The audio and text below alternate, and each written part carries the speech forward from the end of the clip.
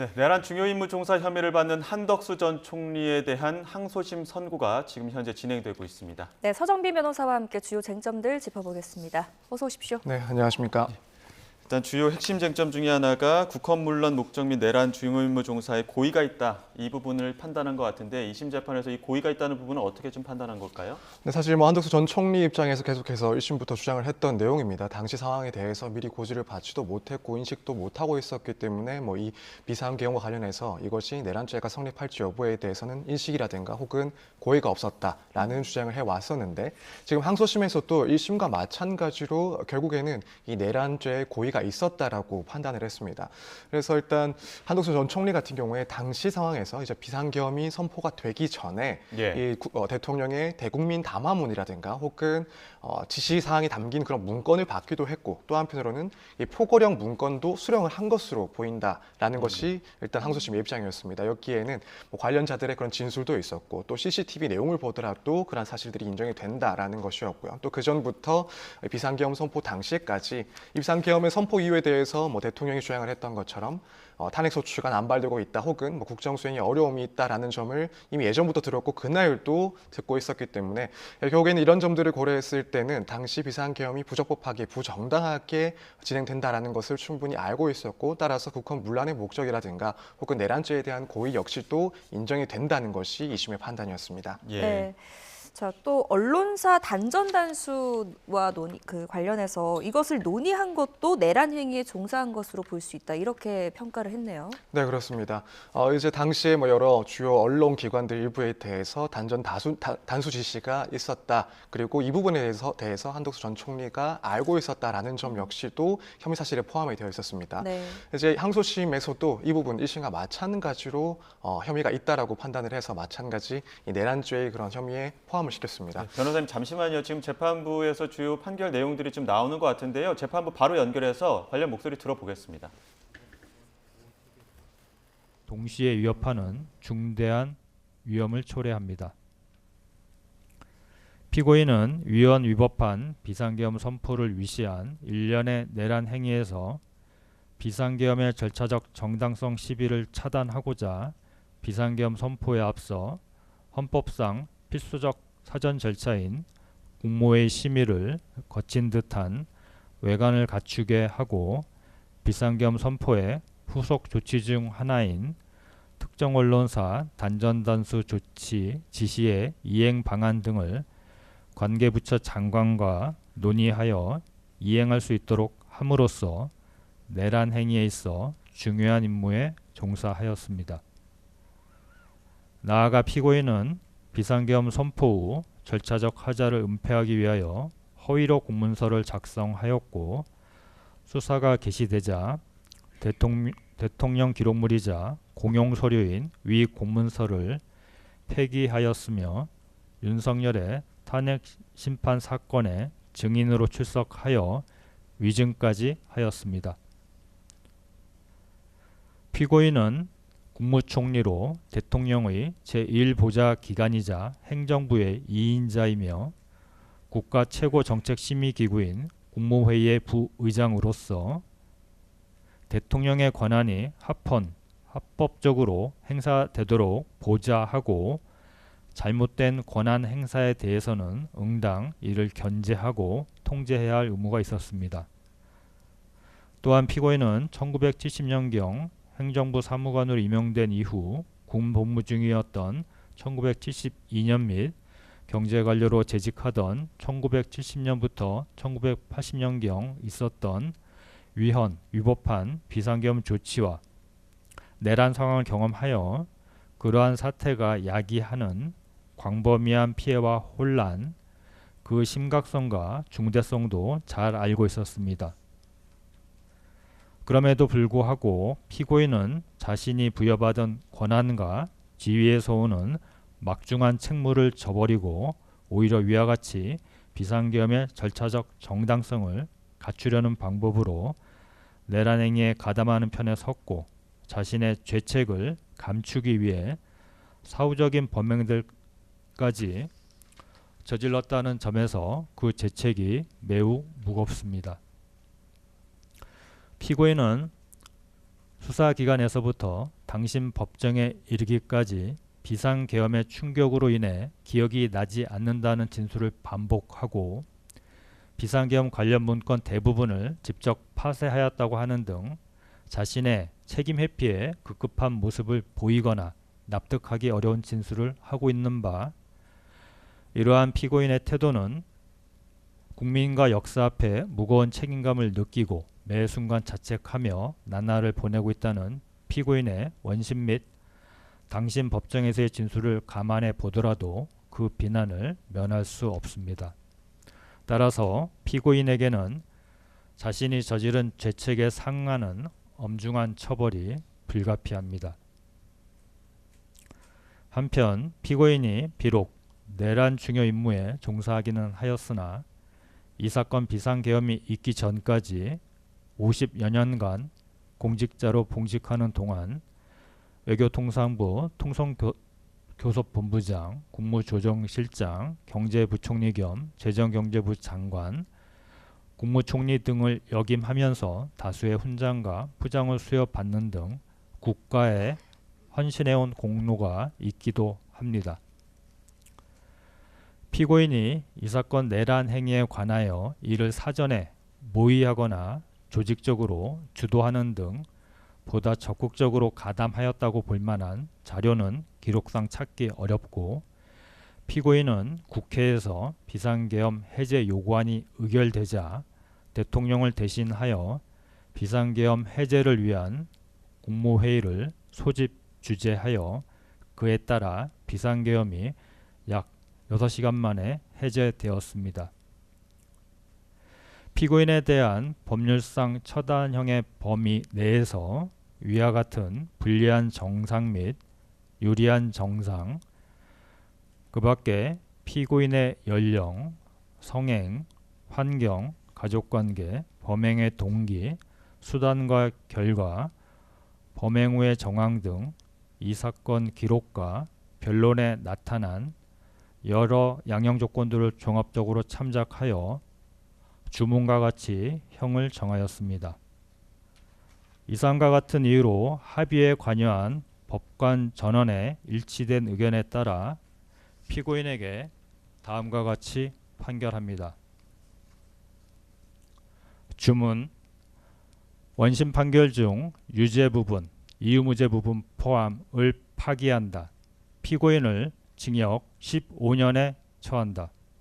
원심 판결 중 허위 작성 공문서 행사의 점에 대한 특별검사의 항소를 기각한다. 피고인은 이 판결에 불복이 있으면 오늘부터 7일 이내에 대법원에 상고를 제기할 수 있고, 상고장은 이 법원에 제출하여야 합니다. 피고인은 구금되어 있으므로 구치소장에게 상고장을 제출하여도 됩니다. 이상으로 판결 선고를 마칩니다.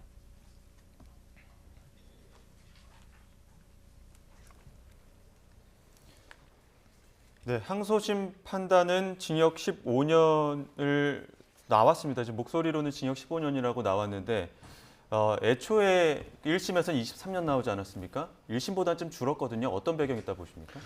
물론 지금 오늘 선고 내용을 들어봤을 때 이제 내란죄와 관련해서 일부 사실관계에 대해서는 이유 무죄를 선고를 했었습니다. 특히 부작위범과 관련된 부분과 관련해서는 1심 판단에서의 그런 판단 문제가 있었다라는 점을 일단 설치를 했습니다. 다만 그럼에도 불구하고 전체적인 내용에 대해서 큰 덩어리에 대해서는 유무죄 판단이 별로 갈린 것은 없다라고 보이긴 하는데, 그럼에도 불구하고 이제 말씀하신 것처럼 1심에서는 23년 선고를 받았었는데 2심에서는 15년, 그러니까 8년이 감경이 됐습니다.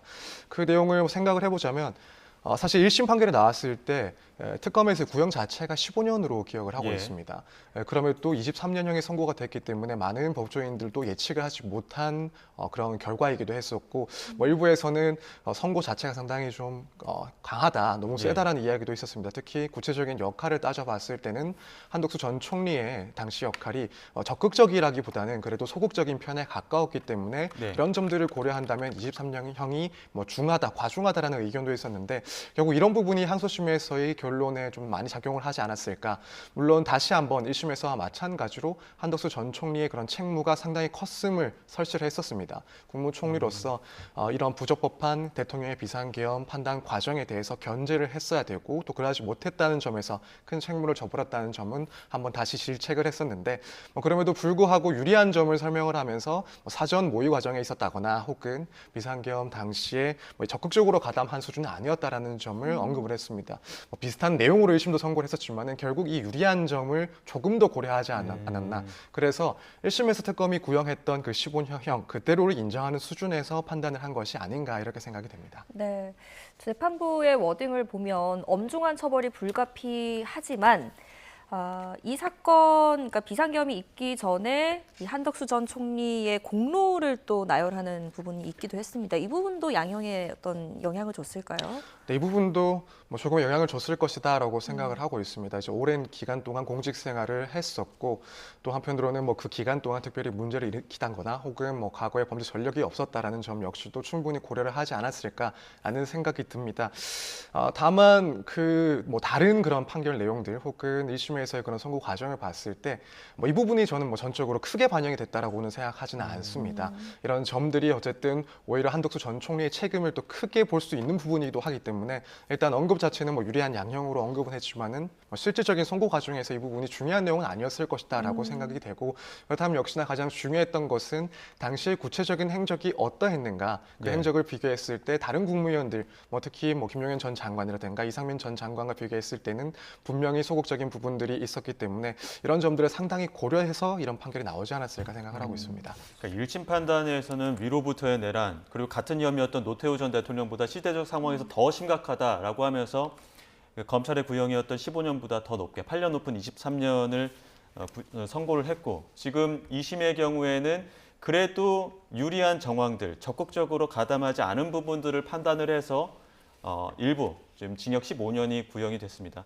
그럼에도 불구하고 1심에서 인정했던 유죄 부분들은 다 인정이 된 거죠? 네, 기본적으로는 다 인정이 됐습니다. 이제 예. 앞서 설명을 드린 것처럼 특히 내란 혐의와 관련해가지고는 부작위범 일부에 대해서는 이제 무죄다. 그러니까 이유 무죄를 선고를 하면서 어떤 전반적인 내용에 대해서는 자기적인 부분들, 특히나 이제 국무회의를 외관을 만들어내서 이것이 이제 내란에서의 중요 임무에 종사했다라는 점을 다시 한번 언급을 했습니다. 그래서 큰 부분들에 대해서는 모두 예. 유죄가 그대로 인정이 됐다라고 보셔도 무방할 것 같습니다. 그럼 하나씩 좀 보겠습니다. 일단 그 국헌문란 목적 및 내란 중요임무 종사 혐의 중에 국무회의 그 외관을 형성했다는 부분, 이 부분은 한덕수 전 총리는 아무리 말려도 안 되다 보니까 국무위원들을 다 불러서 국무위원들이랑 같이 말리려고 했었다 이렇게 주장을 했었고 지금 그 검찰 쪽 특검 쪽에서는 이게 그게 아니라 외관만 갖추려고 형식상 외관을 갖추려고 했었다 이게 지금 특검 측 주장이었는데 그 부분은 재판부가 특검 측 주장에 손을 들어준 거죠. 네, 그렇습니다. 결국 당시에 이제 한덕수 전 총리가 국무회의를 진행한 이유가 무엇이냐, 예. 목적이 무엇이냐 여기에 대해서 다시 한번 판단을 한 건데 한덕수 전 총리는 대통령을 말리기 위해서 국무위원들을 예. 소집한 것이다라고 주장을 했지만은 재판부에서는 그런 주장을 인정하지 않았습니다. 당시 국무회의 소집 과정을 봤을 때 국무위원들에게 빨리 오라고 재촉을 하는 점들도 있었고 그러면서도 어떤 내용으로 회의를 할지 여기에 대해서는 언급을 하지 않았다는 점 역시 언급을 했었습니다. 또 한편으로는 실제로 국무위원들이 모였을 때도 구체적으로 대통령을 만류하거나 제지하라라는 그런 의견을 제시하는 것 없이 결국 국무회의들 실질적인 아무 내용 없이 흘러갔었기 때문에 당시 사정을 비추어 봤을 때는 결국 이 국무회의를 소집한 목적 자체가 예. 비상계엄에 필요한 그런 적법하게 보이는 그런 절차를 마련하기 위함이었다라고 판단했기 때문에 한덕수 전 총리의 주장을 배척을 하고 다시 한번 유죄를 확인을 했습니다. 네. 예. 이 대통령 기록물관리법과 또 공용서류 손상법 위반 관련해서도 고의가 없다 이렇게 주장을 했지만 항소심도 이것을 유죄로 판단을 한 거죠. 네, 그렇습니다. 이제 이후에 사후에 작성된 그런 비상계엄 선포문 표지 부분, 이 표지 부분과 관련해서 한덕수 전 총리는 혐의를 모두 부인을 했습니다. 그래서 대통령 기록물 관리법 위반 문제도 있었고 또 한편으로는 허위 공문서 작성죄도 포함이 되어 있는 거였는데 결국 한덕수 전 총리 입장에서는 당시에 이것이 내용이 허위로 작성되는 그런 문건이라고 생각을 하지도 못했고 또 한편으로는 이 대통령 기록물 관리법상 이 기록물에 해당한다는 고의 인식 자체가 없었다라는 주장을 했습니다. 하지만 이제 항소심에서도 1심과 거의 유사한 판단을 했습니다. 그래서 당시에 작성이 된 이 선포문 표지 같은 경우에는 이미 비상계엄 시일이 작성되고 사후에 작성된 그 날짜가 적혀 적혀 있었고 그렇기 때문에 이것은 허위의 문건이었으며 뭐 윤석열 전 대통령, 김용현 전 장관 역시 모두 이 사실을 알고 서명을 했던 만큼 이 부분은 허위 공문서에 해당을 하고 또 한덕수 전 총리 역시 이를 알고 있었다라는 판단을 했습니다. 한편으로는 이후에 이제 이것을 폐기한 부분, 이게 이제 대통령 기록물 위반이 될 수 있는지 이 부분이었는데 결국에는 한덕수 전 총리가 폐기를 요청을 하면서 해당 문건에 내가 작성을 한 내 기재 부분, 뭐 내 서명 부분을 없애달라 이게 아니라 이 문건을 없애달라고 한 내용 등을 종합해 보면은 결국에는 이 문건의 성격 자체가 대통령 기록물에 해당하는 것도 충분히 알고 있었던 것으로 보인다라는 판단을 했습니다. 그래서 이 부분 역시도 1심과 동일하게 판단을 해서 유죄를 선고를 했습니다. 그 헌법재판소 탄핵심판변론에서 그 계엄 선포문 인지하지 못했다라고 위증한 부분, 이 부분도 혐의는 인정이 된 거지 않습니까? 네, 그렇습니다. 결국에는 당시에 뭐 CCTV 내용이라든가 혹은 관련자들의 진술 내용들을 봤을 때 이 비상계엄 선포 직전에 있었던 그런 사항들에 대해서 한덕수 전 총리는 뭐 문건을 모두 받은 것도 충분히 확인이 되고 따라서 이 사실과는 다른 그런 내용을 했기 때문에 이제 그런 위증죄까지도 포함이 돼서 유죄가 인정이 됐었습니다. 예. 네. 자, 지금까지의 발언들 지금 재판부에서도 이야기 나왔습니다만 국무회의 부의장이고 또 대통령을 보좌하면서 동시에 견제, 통제해야 할 의무가 있음에도 불구하고 기억이 나지 않는다고 주장을 반복하고 또 자신의 책임을 회피하는 등 이러한 피고인의 태도를 비판하기도 했거든요. 이런 부분들도 어떻게 보면 오늘 선고의 배경이 됐겠죠? 네, 그렇습니다. 일단 비상계엄의 선포 자체가 중대한 위험을 초래했다라는 이야기를 했었고 그런 과정에서 국무회의 외관을 작출한 건 역시도 문제가 있었고 또 이후에 그런 행적들, 이 비상계엄의 부적법함을 숨기려 했던 그런 행적들 모두 비판을 했습니다. 뭐 과거에 공무원 재직 시절에 이미 그런 위협한 비상계엄 조치를 한번 겪었음에도 불구하고 또 그로 인한 그런 파급력이 얼마나 크고 사회적인 혼란이 얼마나 큰지 알고 있음에도 불구하고 자신의 그런 중대한 책무를 저버렸고 오히려 뭐 절차적인 그런 정당성을 갖추기 위한 방법으로 내란 행위에 가담을 했다라고 평가를 하면서 그 죄책을 매우 무겁게 평가를 했습니다. 너무 큰 충격이어서 기억이 나지 않는다라고 또 그 변명을 하지 않았습니까? 네, 그런 점도 언급이 됐었죠. 예. 결국에는 뭐 수사기관에서부터 이 법정에 이르기까지 당시의 비상계엄이라는 큰 충격 때문에 세부적인 내용을 기억하지 못했다라고 주장을 일관해왔는데 그건 역시 또 본인이 책임을 회피하는 듯한 그런 태도였다라고 해서 이 점을 또 양형에 있어서 양형에 있어서 불리하게 또 판단했습니다. 사실 그래서 저도 앞부분 얘기 특히 다시 한번 책무를 강조를 하고 또 이후의 행적에 대해서 강하게 비판을 하는 모습을 보고 1심과 사실 뭐 큰 차이 없는 그런 형을 선고하는 것 아닌가라는 생각을 했습니다만 뭐 그럼에도 결과적으로는 8년이라는 상당히 좀 큰 차이가 나는 선고를 하게 됐습니다. 1심보다는 8년이 좀 줄기는 했죠. 네. 네. 자, 1심에서 무죄로 판단했던 부분들도 있지 않습니까? 2심에서는 이거 어떻게 판단했습니까? 네, 1심에서 무죄로 판단했던 부분 모두 역시 무죄가 선고가 됐습니다. 특히 이제 예컨대 허위 공문서 행사와 관련해서 아까 말씀을 드렸던 그런 계엄 선포문 같은 경우에는 그것이 허위 공문서 작성에 해당하지만 행사처에는 해당하지 않는다라는 판단을 했습니다. 그래서 당시에 이제 이것이 서랍 안에 놓여 있었기 때문에 그것이 문서의 그런 목적에 따른 행사가 아니라고 봐서 1심에서는 무죄를 선고를 했던 건데 이 부분 역시도 2심에서 그대로 인정이 된 것으로 지금 보여집니다. 그래서 1심에서 판단받았던 그 무죄 부분과 관련해서는 특별히 다른 것 없이 그대로 무죄가 유지된 것으로 보입니다. 예, 그 계엄 선포문도 그렇고 단전 단수 내용들도 그렇고 알고 보니까 뒷주머니에 있었다 이런 부분들, 이런 핑계를 댄 부분들도 재판부에서는 좀 불리하게 본 것 같아요. 그 부분이 상당히 좀 크게 작용을 했을 거라고 생각이 되고 이 부분 마찬가지로 1심에서도 그렇고 이번 예. 항소심에서도 좀 중요하게 판단을 했을 걸로 보입니다. 사실 뭐 일반적인 형사 사건에서야 뭐 예. 자신의 그런 혐의라든가 책임을 숨기기 위해서 소극적으로 임하거나 혹은 거짓말을 하는 경우들이 충분히 있습니다. 예. 사실 뭐 본인에 대한 죄책을 숨기는 것 자체를 뭐 따로 죄로 두고 있지는 않죠. 그런데 지금 이 사건에 대해서는 어쨌든 2심에서도 뭐 결과적으로는 형을 깎아냈지만은 그럼에도 불구하고 이 고위 공무원으로서의 그런 사후적인 행보에 대해서 상당히 좀 비판적인 시각을 가졌던 것으로 보이고 그런 책임을 이번 형사 선고를 함에 있어서도 상당히 좀 중요한 판단 요소로 생각을 했던 것으로 보입니다. 그래서 사실 이후에 만약 뭐 다른 행보를 보였다, 국무위원으로서 더욱 책임을 지는 듯한 그런 태도를 보였다면 사실 오늘과 같은 그런 선고 내용은 담기지 않았을까라고 생각이 되는데 결국 가장 중요하게 봤던 부분 중에 하나가 헌법상의 지위를 갖는 국무총리의 그런 책임의 크기 예. 또 마땅히 했어야 될 그 역할들을 상당히 좀 따져보지 않았을까 생각이 됩니다. 그 단전 단수 부분과 관련해서 원래는 이상민 전 장관의 주요 혐의지 않았습니까? 근데 지금 한덕수 전 총리가 같이 논의하고 이행에 가담했다라고 했던 주요 정황들은 어떤 게 있습니까? 일단 이상민 전 장관이 당시에 이제 단전 단수 조치와 관련된 문건을 받고 또 소지하고 있었던 것으로 보인다라고 판단을 했습니다. 거기다가 특히 이제 중요했던 것이 이상민 전 장관과 대접견실에서 약 10분 동안 관련 문건을 검토하는 듯한 그런 CCTV 영상이 또 나왔었습니다. 예. 그 점을 다시 한번 했습니다. 또 그런 내용들을 봤을 때는 결국에는 이 정부의 비판적인 그런 언론사들을 통제하려는 것을 한덕수 전 총리는 알고 있었던 것으로 보인다라고 했었고, 또 실제로 이상민 전 장관이 후속 조치에 나아갔던 점들까지도 고려를 했을 때 결국에는 한덕수 전 총리 역시 이러한 사실을 알고 있었고 또 가담했던 것으로 보인다라는 판단을 하게 됐습니다. 네. 자, 이번 재판에서 허위 공문서 작성 그리고 폐기 혐의도 중요하게 다뤄지고 있는데 이 부분이 이 파기한 행위가 단순히 어떤 행정적인 실수가 아니라 어떤 고의가 있었다, 내란의 증거인멸로 해석된 결정적 그 요인이 뭐가 있을까요?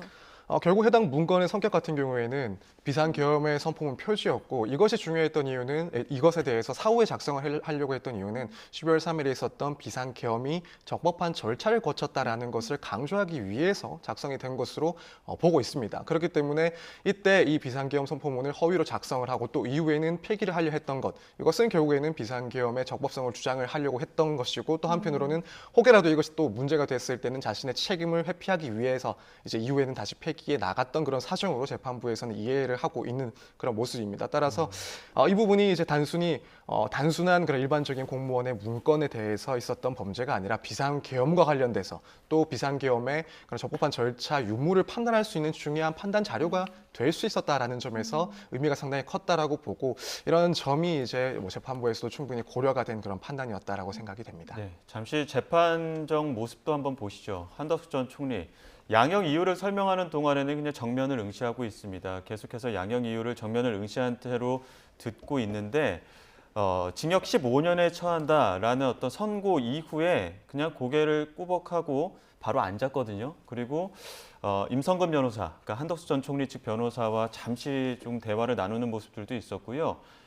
대화를 나누다가 바로 뭐 교도관 부축도 없이 바로 또 재판정 나가는 그런 모습들도 있었습니다. 변호인 측들도 양 옆에서 그냥 양형 이유를 듣고 있는데 여러 가지 저희가 혐의별로 좀 짚어보긴 했습니다만, 헌법재판소에서 증인으로 나와서 위증했던 부분들이나 아니면 이상민 전 장관과 어떤 단전 단수 지시를 이행한 부분들, 그런 부분들도 결국에는 그 CCTV가 나오면서 확 뒤집어진 거 아닙니까? 네, 그렇습니다.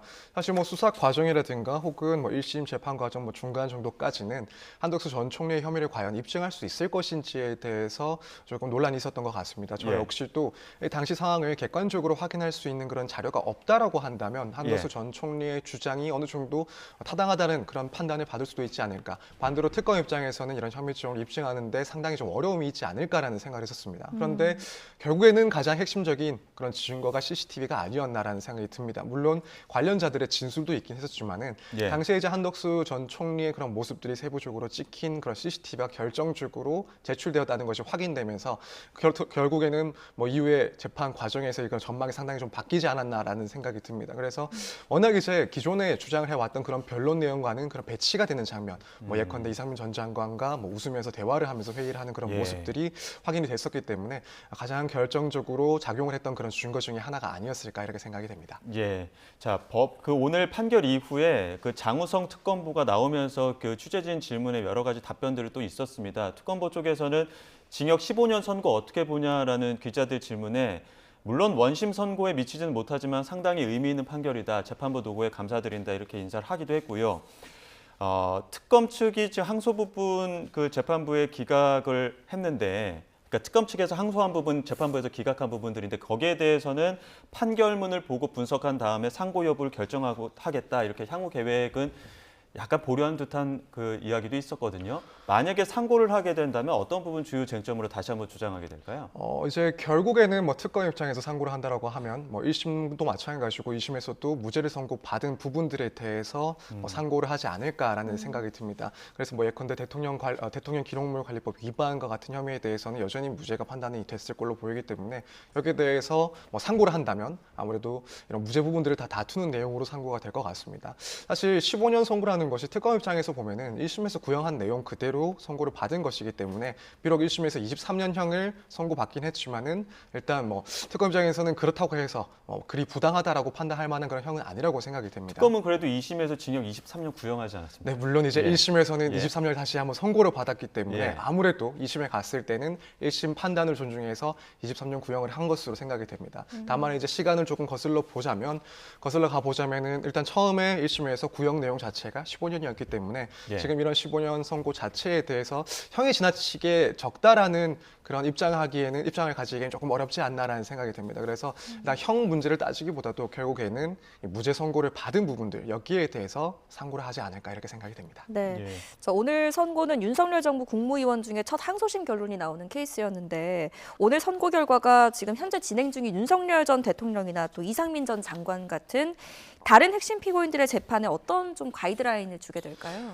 사실 저는 좀 구분을 해서 네. 윤석열 전 대통령에 대한 이 항소심 선고에는 큰 영향을 주지 않을 것이다라는 생각이 드는데 반면에 이제 이상민 전 장관에 대한 판단에 대해서는 상당히 좀 영향을 줄 수 있지 않나라는 생각을 하고 있습니다. 일단 같은 국무위원회 위치에서 선고를 또 예정하고 있기 때문에 예. 이 내용이 어느 정도 영향을 미칠 수 있다라고 생각이 드는데 만약에 오늘 선고가 1심에서와 마찬가지로 23년이 유지가 됐다 혹은 큰 차이가 없었다라고 한다면은 이런 선고형 자체가 이상민 전 장관에게는 상당히 좀 부담이 되는 그런 내용이 아니었을까 생각이 됩니다. 결국에는 이 내란 전담 재판부가 그만큼 국무위원이라든가 혹은 총리에 대한 책임을 매우 크게 보고 있고 사안을 중대하게 보고 있다라는 점을 알 수 있었을 것이기 때문에 만약 오늘 선고가 23년형 그대로 유지가 됐다라고 한다면 이상민 전 장관의 판결에 있어서 사실 7년을 1심에서 받았는데 더 올라갈 가능성이 높지 않았을까 그렇게 전망이 많이 나왔을 것 같습니다. 예. 근데 오늘 이제 15년형으로 이제 형이 떨어지면서 그렇다면 이상민 전 장관의 형이 큰 폭으로 상향될 가능성은 상당히 좀 떨어지지 않았나라는 생각이 듭니다.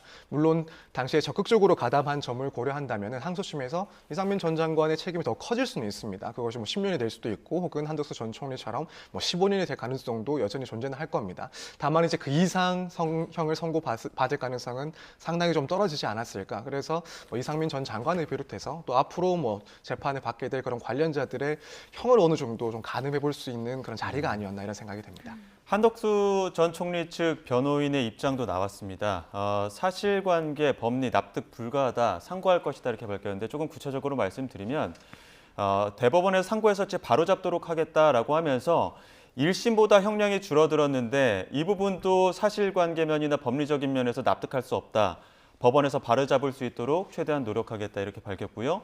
한덕수 전 총리가 처음부터 끝까지 그 대통령의 비상계엄 선포를 막기 위해서 노력했었기 때문에 마치 비상계엄을 정당화하기 위해서 권한을 행사했다는 거는 납득하기 어렵다 이렇게 이야기를 했거든요. 상고에서 그러면은 제출 부분들은 그 한덕수 전 총리가 굉장히 적극적으로 윤석열 전 대통령을 말렸다 이 부분을 좀 강조할까요? 그런 부분을 강조를 해야 되는데 그걸 또 근거를 지을 수 있는 자료들이 있을지에 대해서는 조금 회의적입니다. 지금 항소심까지 왔었고 관련해서 한덕수 전 총리에게 결정적으로 유리한 증거가 제출되었다라는 그런 소식은 본 적이 없습니다. 오늘 예. 항소심 내용을 본다 하더라도 1심에서 인정된 그런 사실관계들이 그대로 대부분 인정한 것을 봤을 때는 한덕수 전 총리 쪽에서는 특히 국무회의와 관련해서 윤 전 대통령의 비상계엄 선포를 말리기 위함이었다라는 것을 증명할 수 있는 그런 자료들 혹은 증거들은 사실상 확보하는 것이 매우 어렵지 않을까라는 생각이 듭니다. 그래서 뭐 주장은 당연히 강력하게 할 겁니다. 이미 뭐 제출된 증거만을 보더라도 한덕수 전 총리의 그런 의도나 그런 목적은 달리 평가돼야 된다라는 주장은 강력하게 할 것으로 보이긴 하지만은 거기에 뒷받침할 수 있는 근거는 상당히 좀 미약하지 않을까.